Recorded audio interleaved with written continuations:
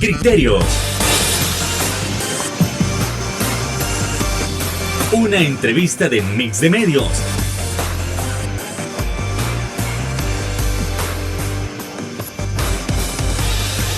Que aborda frontalmente los problemas de El Salvador con los verdaderos protagonistas y plantea soluciones.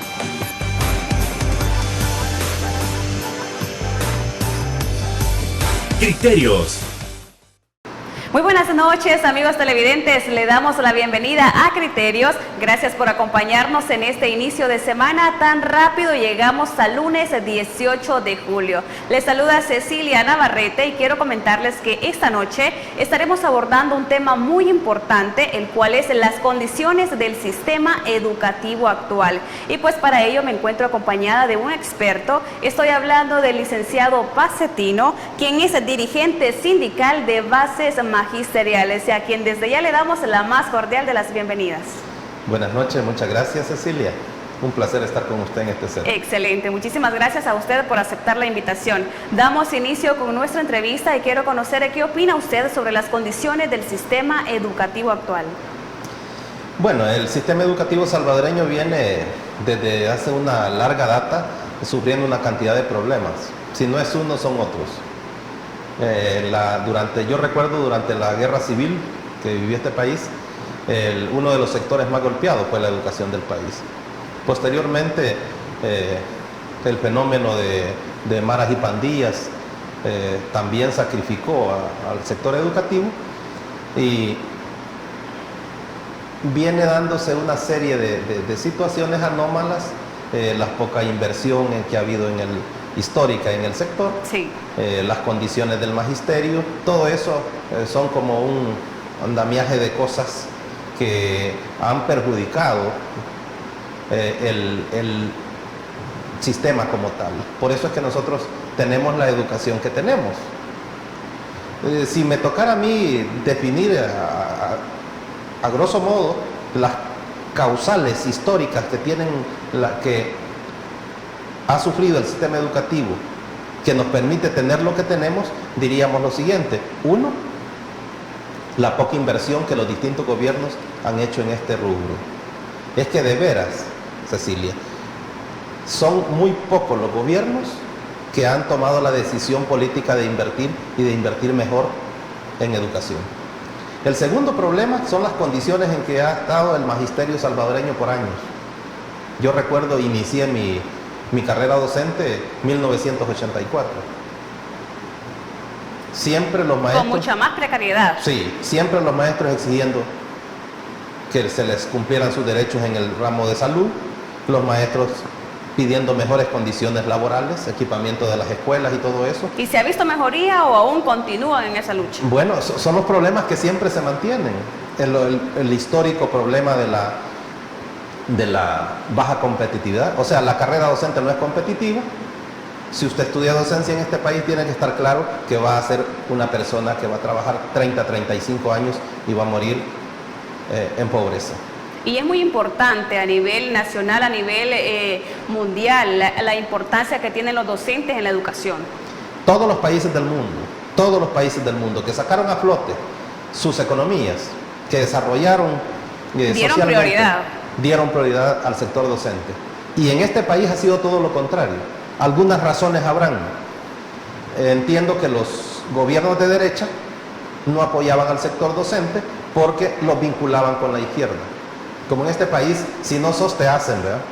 Ese es un error político que venimos arrastrando.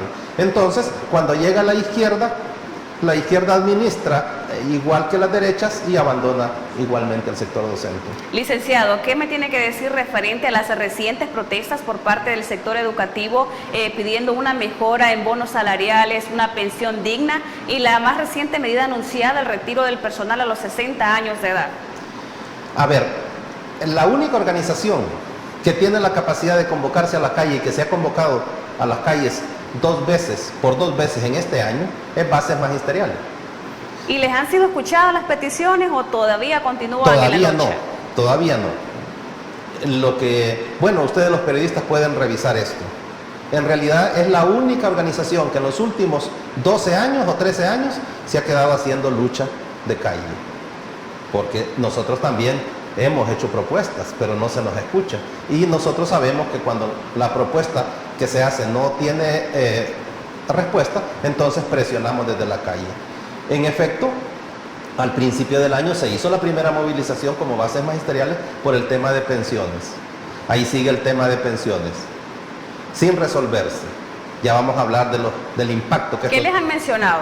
Absolutamente nada, solo lo que se escucha a través de medios, algunas declaraciones de funcionarios que ya viene, que es algo fantástico, que los tienen como que son los niños, ¿verdad? Sí. Que le dicen que en Navidad te van a comprar la mejor bicicleta y ahí te tienen con la expectativa, pues así tienen a los trabajadores. Llegamos hasta este día, a esta hora, y no hay respuesta al sistema de pensiones. Licenciado, discúlpeme, para hacer un poco más clara esta entrevista, cuando hablamos también de la parte de una mejora en el bono salarial, ¿de cuánto es ese bono que reciben los profesores actualmente? Para que las personas, nuestros amigos televidentes, se hagan una idea. A ver, los profesores de bases magisteriales que salieron a la calle el 22 de junio, que fue la última actividad, exigieron 3 cosas. Uno, que se resuelva urgentemente el tema de pensiones por el daño que está causando a la educación del país. 2, que se mejore ese bono que le dan a los maestros. ¿De cuánto asciende? Si se podría Fíjese compartir. que es un bono de $294 distribuidos en 2 partes, uno que se paga en junio y otro que se paga en diciembre. Cada 6 meses. Cada 6 meses. En realidad, el bono, el líquido que le llega al profesor a su cuenta son $117. A nuestro entender, como bases magisteriales y como docente que soy, esa es una ofensa para un educador. Para un sector tan importante como lo estamos diciendo desde el inicio de nuestra entrevista, ¿verdad? Compare los bonos que dan en otros sectores del Estado, que tienen menos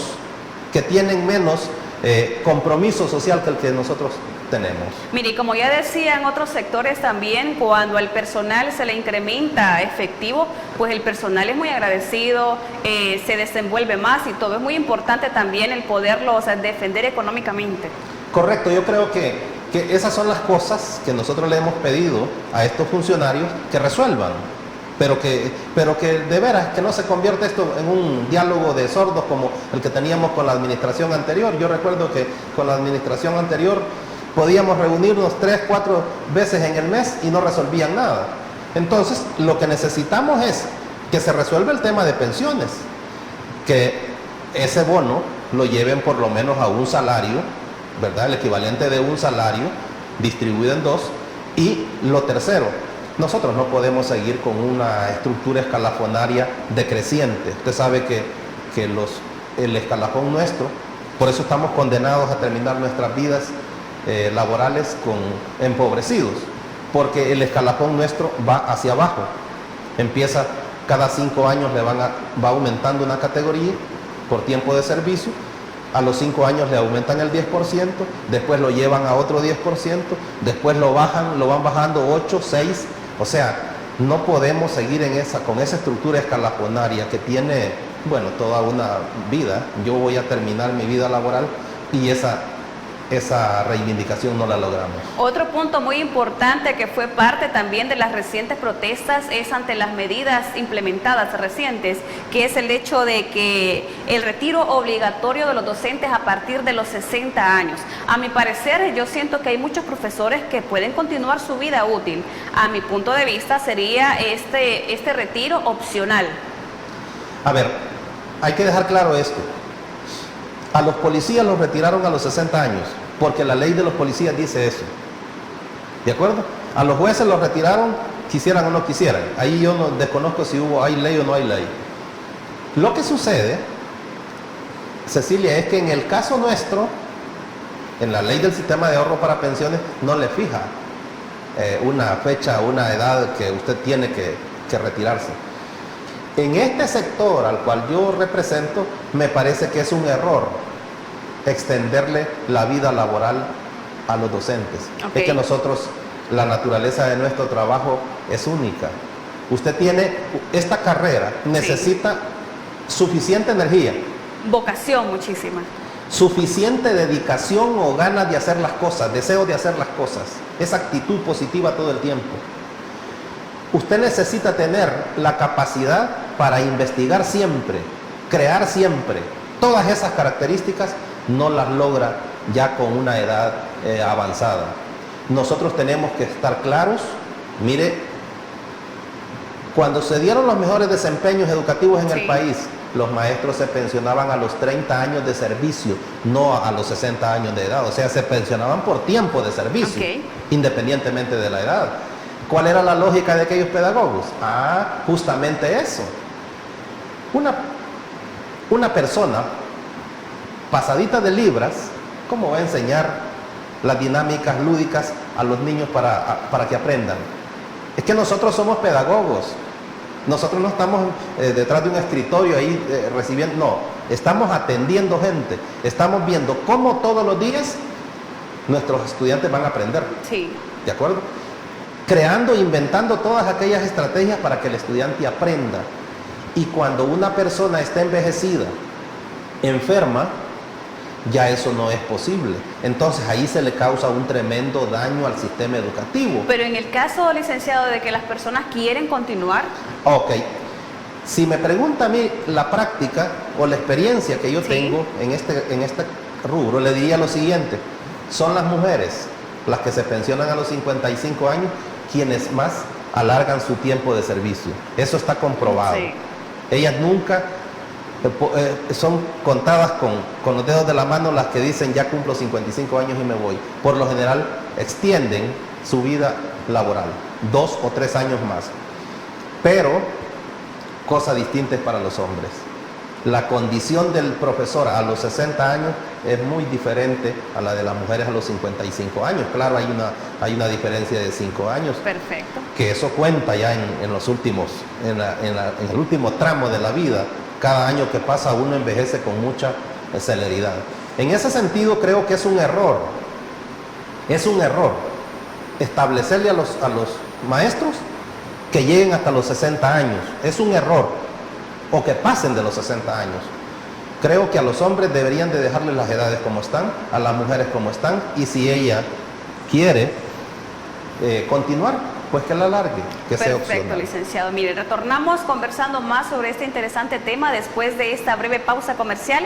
No sin antes decirle a usted que si necesita recibir medicamentos hasta la puerta de su casa, usted tiene que llamar o escribir al número de teléfono 2609-9000 y Farmacias La Buena le lleva las medicinas que usted tanto necesita hasta la puerta de su casa. Ya regresamos.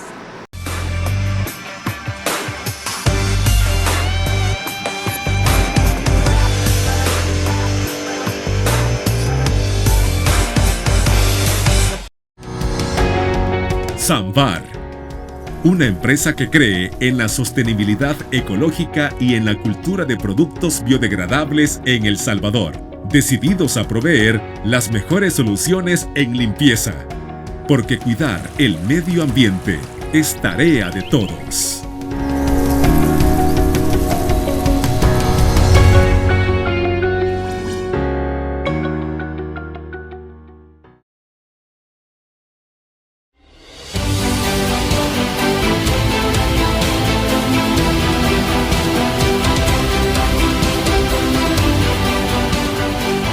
Nuestro compromiso, nuestra pasión, son algunas de las cosas que nos caracterizan como salvadoreños. Farmacia La Buena, la farmacia de todos.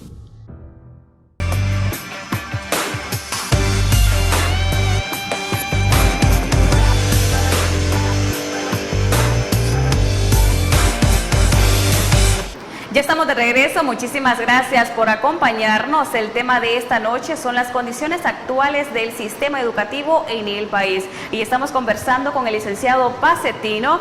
Incluso ahora en esos momentos nos va a comentar otra de las peticiones que tiene el sector educativo. Bueno, nosotros somos bastante claros para decir las cosas. Nosotros le estamos urgiendo a los funcionarios, a quien competa, pero principalmente al ministro de Educación, que interponga sus buenos oficios para resolver esta problemática. El tema de pensiones. De veras creo que no están midiendo el impacto que está causando en la educación de los niños y de los jóvenes el tener esta cantidad de profesores, quizás más de 6,000 profesores y profesoras envejecidas en las escuelas. Eso le está causando un severo daño a la educación del país. peor con esta irregularidad que tenemos de asistencia de los estudiantes. Segundo, me preocupa a mí que al sistema educativo se le esté dando un enfoque eminentemente tecnológico y no un enfoque eminentemente pedagógico. Estamos hablando de la entrega de computadoras. Exactamente. Bajo el lema eliminación de brecha digital. Exactamente. Nosotros estamos totalmente de acuerdo. Hay que eliminar la brecha digital, hay que contribuir en eso. Pero esa es una buena herramienta para fortalecer la educación de los niños. Pero licenciado, indispensablemente los niños tengan una computadora en mano, siempre necesitan un guía instructor. El problema, a lo que quiero llegar es que no se resuelve la problemática entregando equipos tecnológicos. Y si el niño no está formado para usarlos, ¿qué es lo que va a hacer? Los va a manipular y los va a arruinar. Si los maestros no están del todo formados para usarlos, entonces ¿cómo pueden enseñarle a los niños? Me parece que le estamos dando un enfoque muy tecnológico a la educación del país y estamos olvidando el enfoque pedagógico, que esa es la naturaleza de ser. La pedagogía es la ciencia de enseñar y nosotros tenemos que seguir trabajando esas mentes, esos cerebros desde los temprana edad para que estos estudiantes se inspiren. Sin embargo, recalcamos también pues el agradecimiento, ya que a nivel nacional los niños han recibido un equipo electrónico, llámese computadora, llámese laptop. Lo que estamos comentando acá es que esa tecnología debe ir acompañada también en mejoras al sistema educativo en parte de los docentes. Correctamente, eso es lo que queremos decir, que no hay que priorizar un enfoque en desmejora del otro, sino que la pedagogía, los pedagogos también deben hacer lo que les corresponde hacer y hay que potenciarlos para que lo hagan, hay que motivarlos para que lo hagan, porque de lo contrario vamos a tener estudiantes con una computadora haciendo cualquier otra cosa menos buscando temas científicos o ayudándose en sus áreas curriculares. Según su percepción, licenciado, en esta modalidad semipresencial, en esta modalidad virtual, ¿cómo ve usted el aprendizaje de los alumnos? Y que hemos tenido clases virtuales por diversos problemas, llámese pandemia, llámese recientemente las lluvias. A razón de ser sincero, la pandemia ha causado un daño a la educación del país que creo que no lo están midiendo ni el Ministerio de Educación ni las universidades que hacen algún tipo de investigación. Pero en realidad el daño es grandísimo. Yo hablo con muchos maestros y hoy con lo que usted se encuentra frecuentemente es que el maestro le dice: yo tengo alumnos en tercer grado, yo tengo alumnos en cuarto grado que no pueden tomar un dictado. ¿Se imagina usted lo que ha hecho la pandemia? Bueno, alguien decía que en las universidades los alumnos no tienen base alguna. Y es que los alumnos que entraron al bachillerato en el año 20 y egresaron en el 21, dígame usted, si estuvieron en casa y no tenían la tecnología necesaria. O sea, el impacto de la pandemia en el sistema educativo ha sido durísimo, es fuerte. Y me parece que no estamos también abordando adecuadamente el problema, porque estamos conscientes del problema. Pero ahora le decimos a los padres, si quiere mandarlo, envíelo, y si no, no.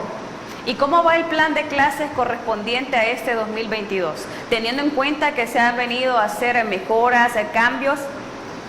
Es que no logra estabilizarse. Usted sabe que la educación, bueno, todos hemos pasado por ese proceso. Y se vuelve como una especie de camisa de fuerza. Sí. ¿De acuerdo? Los padres y los maestros exigiéndole a uno el mejor desempeño. Y uno en con un poco de rebeldía, que sí, pero que no. Siempre el proceso es así. Es una camisa de fuerza. ¿Por qué? Porque requiere de mucho esfuerzo. Y esta vez también de parte de los padres de familia, licenciado. Sabemos el enorme esfuerzo de parte del personal docente, que se les admira muchísimo, pero también los padres de familia en este tiempo de modalidad virtual han estado muy involucrados.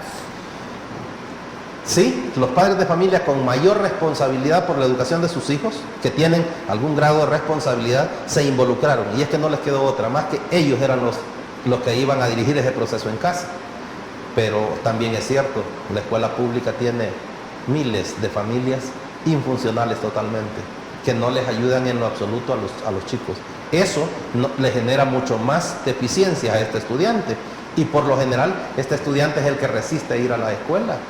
porque siente que ya en el salón, que no avanza que en el también. salón de clases las exigencias son distintas, el ritmo de trabajo que se exige es mayor.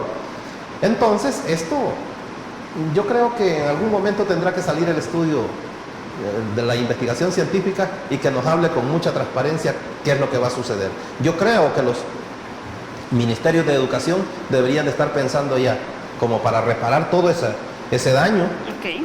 en ampliar los horarios de estudio de los jóvenes. Licenciado, ¿y cuáles serían una de las posibles soluciones que ustedes como sector de educación han propuesto para mejorar el sistema educativo actual? Es decir, en cuanto a las clases virtuales.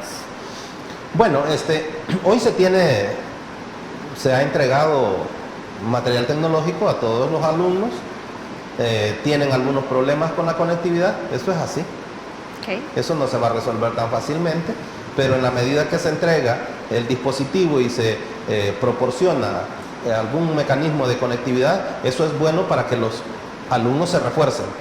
Pero lo que está claro es que se llegó el tiempo de que los alumnos regresen a las escuelas. Que regresen todos y el Ministerio de Educación diseñar una nueva estrategia de atención para ver si estos estudiantes se recomponen un poquito de lo Pero que han en este perdido. caso, licenciado, tenemos, según datos de la plataforma oficial sobre la pandemia, muchos más contagios de COVID-19. Entonces es un riesgo también para los padres de familia el enviar a sus hijos a clases. Pareciera que el COVID No desaparece. vino para quedarse. Y ahora Pero en parte la población también, y me incluyo, que a veces no estamos acatando las medidas de bioseguridad. Eso es la situación, que nosotros debemos aprender a vivir con COVID. Porque el COVID ya, me atrevo a decir que va a pasar de ser una pandemia a ser una endemia, ¿verdad? Sí. Y por consiguiente va a estar en el ambiente, así como nos da la gripe de la época estacionaria, etcétera, etcétera. ¿Cómo lograr superar primero la crisis psicológica que produce el COVID? Dos, seguir todas las medidas de bioseguridad, porque la vida sigue. Acá estamos guardando el distanciamiento social también. Sí, la vida sigue. Correcto. Y no vamos a irnos de vuelta a las casas y a cerrar todo esto, porque el problema se hace mucho mayor. Lo estamos postergando. Exactamente. Y mire, los jóvenes de hoy van a dirigir este país dentro de un tiempo. Entonces, para esto se requiere algún nivel de cualificación. Perfecto. Hablamos también un tema muy importante, yo quiero que usted me lo comente, la deserción escolar. Esa es como una consecuencia de la pandemia. De este tema casi nadie quiere hablar, Exacto. porque ahora Ya no es solo embarazos en adolescentes, No, las no. consecuencias, las Eh, causas. el problema es que antes era muy fácil detectar cuántos alumnos desertaban. Ya no te llegaban por cierto tiempo y tú le dabas la categoría de desertor del sistema. Ahora no. Ahora te alegan que están matriculados y que están en casa y que están estudiando de manera virtual. Algunos ni siquiera se conectan, como dicen los profesores, pero están matriculados. Entonces, eso es muy difícil medir el nivel de deserción, pero ese es otro dato que el día que se decida Sí. sacarlo así, a la luz, con la transparencia del caso, nos vamos a sorprender también. Son miles de alumnos los que abandonaron el sistema educativo, y especialmente esa franja de jóvenes que salen del bachillerato o que pasan de 9º grado. Usted sabe que esto se empieza a achicar cuando usted sale del 9º Y no les grado. han dado un seguimiento tampoco. Es que no se le puede dar porque el alumno se fue a su casa, algunas veces ya ni contesta el teléfono, es imposible buscar a la familia. Entonces, muchos jóvenes empezaron a trabajar en pandemia y se enamoraron del trabajo y se quedaron trabajando, no volvieron a la escuela. Ok, eso es en el tema de la deserción escolar de los alumnos, pero ¿qué me tiene que decir en cuanto al retiro masivo de docentes también? Llámese por condiciones precarias, llámese por todo el problema por el cual el sector educativo está impulsando esas protestas. A ver, todo está determinado en una exigencia muy lógica, muy justa. Es que las generaciones anteriores a nosotros se pensionaron con mejores pensiones, valga la redundancia. Y no es posible que a nosotros nos saquen de manera desmejorada. Le pongo el ejemplo. Antes del 2017, de septiembre del 2017, los trabajadores se iban con pensiones que iban entre el 60 y hasta el 80%, dependiendo de la cantidad de años de trabajo. Cuando aquel fatídico 28 de septiembre, la derecha y la izquierda se juntan para hacerle reformas al sistema previsional, hombre, nos castigan a nosotros, un sector de obligados, los que empezamos a cotizar con las AFP, y ahora quieren mandar a la gente a descansar, a su vida pasiva, con $304, $307, pensión mínima. Entonces, esa es una injusticia. Okay. El Estado de El Salvador debe tratar a sus ciudadanos de igual manera. A su personal docente tan La primordial. Constitución dice eso. No es posible aquí que hayan ciudadanos de primera y ciudadanos de segunda. En ese sentido, los maestros van a dejar el sistema educativo solo si le responden una exigencia que es una pensión que les permita vivir sus últimos años en mejores condiciones. Licenciado, seguimos conversando sobre este tema después de esta pausa comercial. A nuestros amigos televidentes le pedimos que no nos cambien porque retornamos enseguida.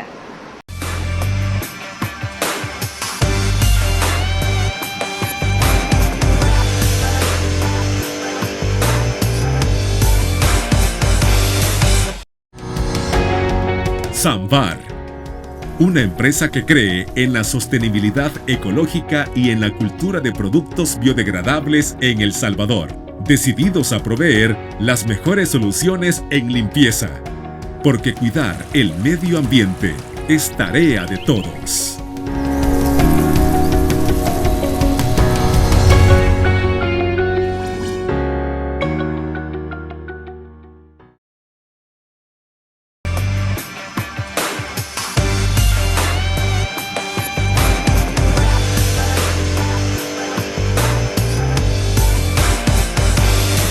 Gracias por acompañarnos. Seguimos conversando sobre las condiciones del sistema educativo actual.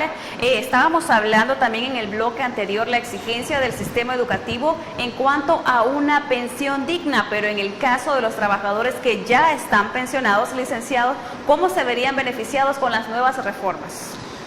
Bueno, nosotros hemos sido muy claros. Como bases magisteriales, miembro de la Mesa de Trabajo por una Pensión Digna, que hicimos propuestas en su debido momento, nosotros estamos esperando que en la nueva propuesta que se haga se beneficie a aquel sector de trabajadores que se pensionaron del año 17 para acá. Porque cuando nos cambiaron la fórmula de cálculo de pensiones, a todo el mundo lo obligaron a pensionarse con pensiones mínimas, valga la redundancia. En ese sentido, si la propuesta va a traer una sustancial, como dicen los funcionarios, mejora en la cuantía de retorno, o sea, en la pensión, en ese sentido nosotros estaríamos pidiendo que se haga un ajuste a las pensiones de estos trabajadores que cayeron en esa macabra fórmula matemática de cálculo. O sea, si una persona a partir del 17 hacia acá se pensionó con pensión mínima, entonces que se le recalcule, que se le haga un ajuste a la pensión. Eso lo hemos pedido nosotros desde un principio, desde que hicimos nuestra propuesta, porque ese sector salió muy, pero muy afectado. Y por lo general son mujeres, son las mujeres, es el sector de mujeres las que empezó a salir afectada, y algunos no pudieron estirar sus años de servicio precisamente porque se encontraban enfermas. ¿Y ustedes están solicitando ayuda a otras instituciones o directamente a la autoridad que corresponde? En el tema de pensiones. En el tema de pensiones, en el tema de protestas. Este es un tema eminentemente, una decisión política que tiene que tomar el gobierno actual.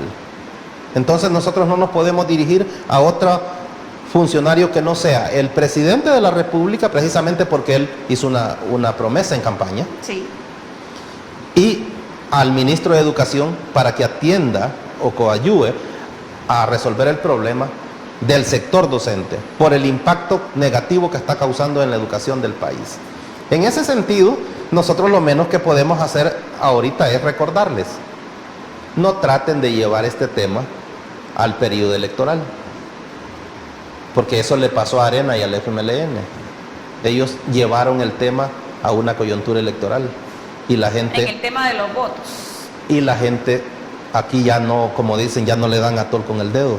La gente ya sabe discernir cuando se le busca solución a un problema queriendo realmente ser justo con el trabajador o cuando se resuelve una problemática con intereses político-partidaristas o electorales. Según su lectura, licenciado, ¿cómo ve el trabajo del Ministerio de Educación? Llamemos también al ministro de Educación. Bueno, yo fui uno de los primeros que hice la crítica con la ex ministra de Educación. Sí. Yo dije que se estaba gerenciando mal el Ministerio de Educación y la vida nos dio la razón. De unas razones. La apartaron. Ella era una persona que creía que solo ella tenía la razón y que era autosuficiente para dirigir un ministerio tan complejo en un rubro tan difícil como es la educación del país. En definitiva, quienes ejecutan la política educativa somos nosotros, somos los docentes. Tienen que ser escuchados. Entonces, si ese trabajo no lo articula, está frito, como dicen en buen salvadoreño. Entonces ella creía que tenía autosuficiencia y que podía hacer bien las cosas. Mostró una conducta antisindical, no quería reunirse con los sindicatos o con las organizaciones y empezó a reunirse con grupos de profesores en distintos lugares del país, como queriendo, bueno, hizo el señalamiento de que no se reunía con nosotros porque solo éramos el 20%. Entonces, la cambian, hoy hay un nuevo funcionario, se han sostenido quizás unas 3 o 4 reuniones con él, pero no se producen los resultados que uno esperaría que se produzcan. Es que debemos pasar de ese diálogo de sordos a un diálogo distinto que produzca algún beneficio. Mire, los maestros organizados son muy conscientes de la realidad financiera del país. Estamos claros que no todas las cosas se van a resolver de una sola vez, pero sí debemos priorizar. En la primera reunión dijimos hay que elaborar una agenda de prioridades y vamos a ir sacando tema por tema. Perfecto. No se ha resuelto el tema prioritario, que es el de las pensiones, no se ha resuelto el tema del bono, no se resuelve el tema del escalafón. O sea, creo que deberíamos de sentarnos a solucionar los problemas en vez de estarnos dando golpes de pecho, y nosotros como organizaciones o como maestros sindicalizados no podemos estar enfrentando a los funcionarios a cada momento, ¿no? Tenemos otras cosas que hacer. ¿Pero se da algún indicio de escucha de parte de los funcionarios con ustedes? Hay apertura con el nuevo funcionario, pero el siguiente paso es, ok, solucionemos por lo menos una cosa. ¿Y las reuniones qué les dicen? ¿O solo ha habido nada más escucha? Son reuniones de muy buena voluntad, ¿ya? Pero como dicen de que de buenas intenciones está tapizado hasta el camino del infierno. No, debemos pasar a la práctica. Resolvamos, por ejemplo, el tema de pensiones. Resolvamos el tema del bono. ¿Ok? Iniciar con el bono, ¿verdad? Si la estructura escalafonaria no da para resolverla este año, dejémosla, posterguémosla. Pero empecemos, caminemos. Eso le va a ir generando más confianza a los maestros, y eso es lo que usted decía. ¿Cómo generar niveles de motivación que me permitan esforzarme más, esforzarme el doble en virtud del efecto de la pandemia? Excelente. Mire, y sobre el proceso de las nuevas contrataciones, ¿cómo va? De los docentes. Sí. Mire, lo que sucedió en este país es que la administración anterior rompió el Estado de Derecho. Rompió el Estado de Derecho. Y para ser más francos o más claros, el FMLN no ponía las plazas a concurso. Tenía a todos los profesores de manera interina. Me parece que de esa forma los manipulaba. Ellos no sometieron los procesos como la ley manda. Viene la ministra anterior, la que apartaron, aparta la ley de la carrera docente, crea un decreto y hace un proceso totalmente rechazado por la gente. Parece que eso fue como el tiro de gracia, dicen. En ese sentido, en este año, una de las promesas que sí ha cumplido el actual funcionario es respetar la ley de la carrera docente y volver al Estado de Derecho. Se publicaron las plazas de traslado, ya pasó el proceso, el tribunal está haciendo lo más transparente posible. Hoy viene, están en concurso una buena cantidad de plazas de docentes, que dentro de 2 o 3 meses... ¿Y esas plazas se están dando en el marco de lo legal o hay algunas irregularidades? Exactamente como la ley mandata. 1, el profesor tiene que aplicar de acuerdo a la especialidad que existe en la escuela. 2, se va a seleccionar el que tenga mayor años de haber sido graduado, porque si no, esta carrera se va a convertir en un fraude, o ya es un fraude. Y tercero, cuando estas 2 condiciones se cumplen o se empatan, ¿verdad? Hay empates, hay que definir por la persona que vive más cerca de la escuela. Estamos tratando de hacer las cosas de la mejor manera en ese tribunal también para devolverle un poco la credibilidad, porque ese tribunal ha estado muy desprestigiado, y vamos a ser muy francos con los profesores, les vamos a dar la información. Ya lo hicimos con lo de los traslados. Vaya, ganó Juan Pérez en el centro escolar X porque cumple con la especialidad tal, tiene tantos años de servicio. Los profesores, eso les gustó ahora. Bueno, fue tan provechoso que hubo maestro que se dio cuenta que alguien había falseado los datos y se nos dijo, aquí hay datos falsos. En estas constancias o en estas declaraciones juradas hay datos falsos. Eso lo vamos a hacer en el proceso de nuevo ingreso y sobre todo la urgencia del tema de pensiones radica en eso, porque hay un promedio de 20,000 maestros que andan ahí aplicando. En la medida que se dé la reforma de pensiones, nosotros vamos a remozar la flota docente y fíjese que hay ciertas ventajas porque ya los nuevos maestros, los jóvenes, algunos jóvenes pero ya de haberse graduado, utilizan mejor las tecnologías de información que las generaciones mías. Licenciado, entonces descartamos el hecho de que en redes sociales circulaba por ahí que muchos docentes que estaban aplicando ya tenían las respuestas de las pruebas. No, eso no es cierto. Es falso. Yo no sé si en algún momento se dio eso, pero la información que yo tengo... Mucha inconformidad de parte del sector. Sí, el tribunal no ha hecho bien las cosas. Ese tribunal tiene que, como decimos... No hubo investigaciones. ¿Cómo no? Yo pude ver los resultados de una auditoría que sugería quitar a los ex miembros del tribunal y nunca se procedió a removerlo según establece la ley de la carrera docente y nunca se operativizó eso.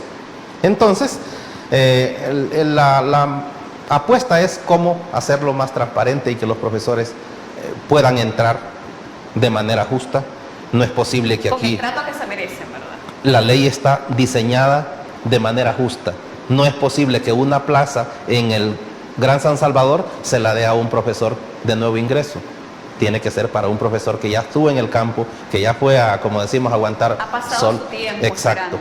Tiene el derecho de piso ganado para venirse acá. Y que el joven vaya también probándola. Porque si usted aprende a ser docente, es esa experiencia de los pueblos, de los cantones, del lugar más recóndito. Ahí sí están las necesidades y ahí uno sí hace, como decimos, de tripas corazones. Excelente, licenciado. Nos vamos nuevamente a pausa comercial. A nuestros amigos televidentes le pedimos que no nos cambien porque ya retornamos.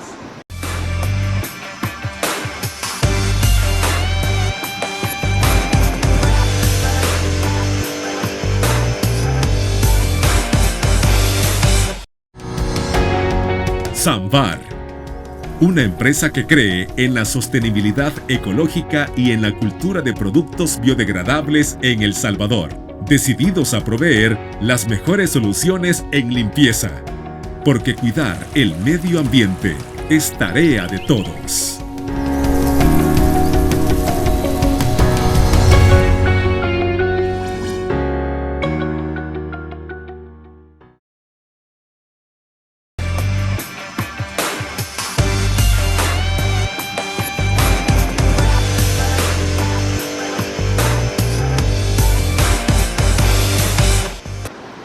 Ya estamos estamos de regreso, seguimos conversando sobre el tema tan importante, la educación actual acá en el país. Y quería conocer, usted mencionaba, licenciado, anteriormente un 20% de personas que están asociadas a organizaciones sindicales, pero ¿qué pasa con el otro 80%?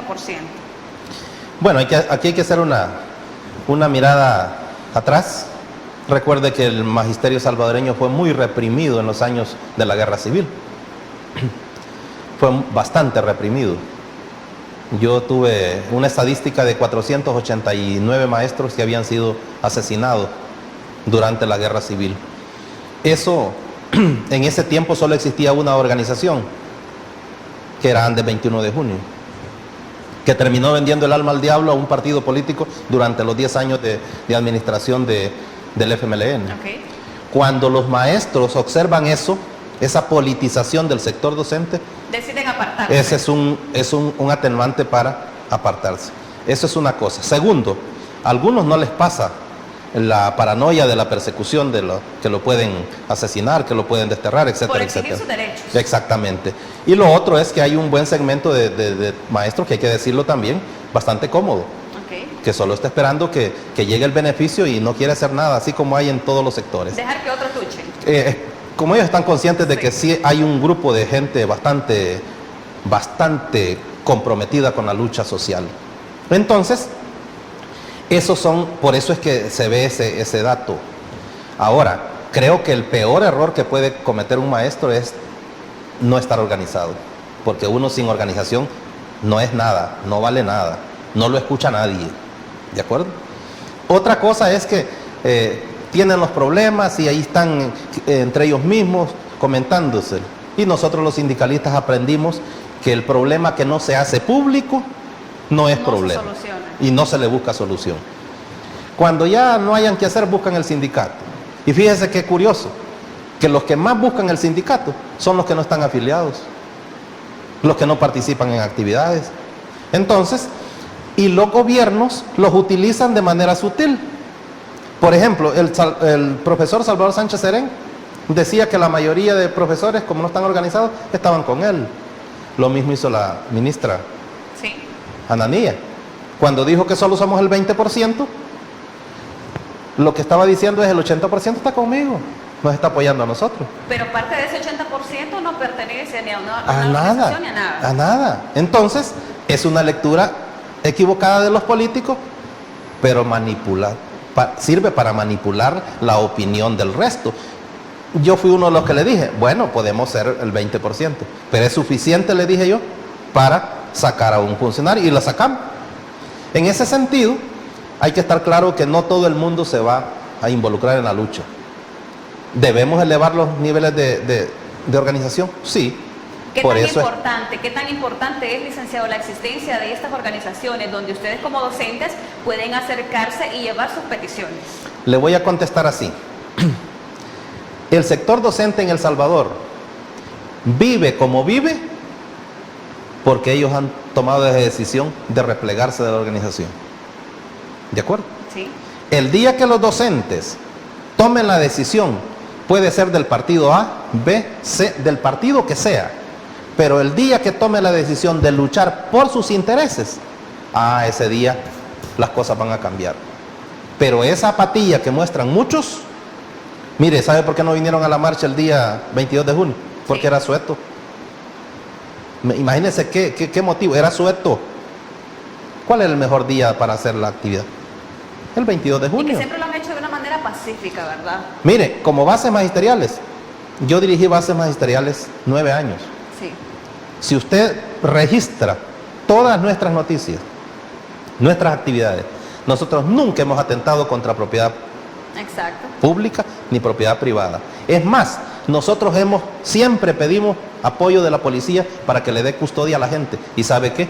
En esta administración no estamos recibiendo apoyo de la policía. ¿Se les ha negado? Es increíble. ¿No se les sí, hemos hecho las solicitudes y no llegan. No aparecen. Eso hay que dejarlo claro, porque los políticos deben respetar a los trabajadores, pero así no como nosotros los respetamos. ¿De las autoridades bloqueos?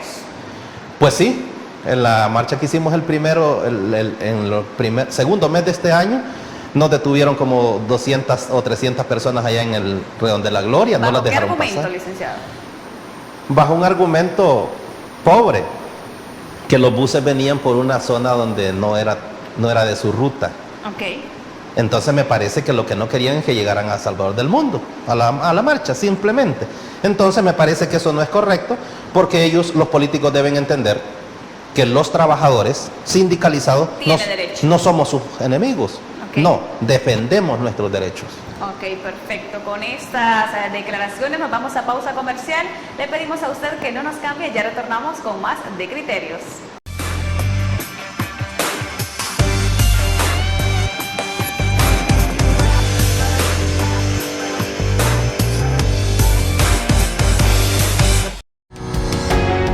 Samvar, una empresa que cree en la sostenibilidad ecológica y en la cultura de productos biodegradables en El Salvador, decididos a proveer las mejores soluciones en limpieza, porque cuidar el medio ambiente es tarea de todos.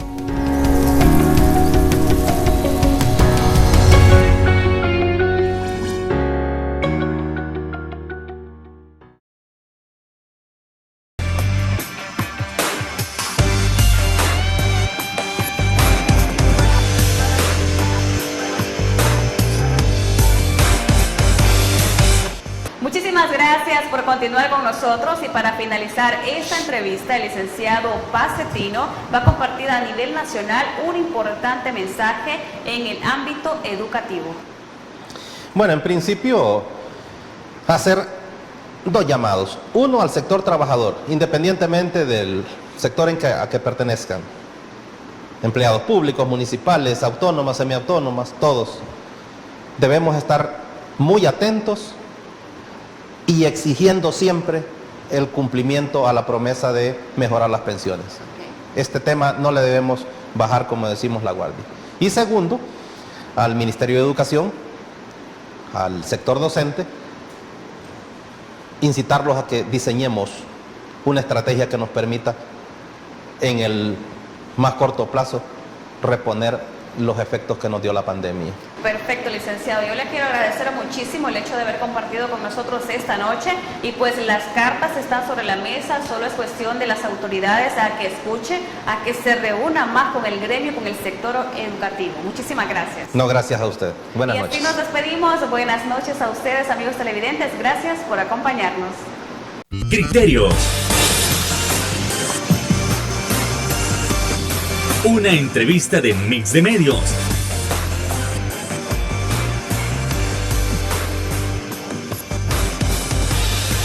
Que aborda frontalmente los problemas de El Salvador con los verdaderos protagonistas y plantea soluciones.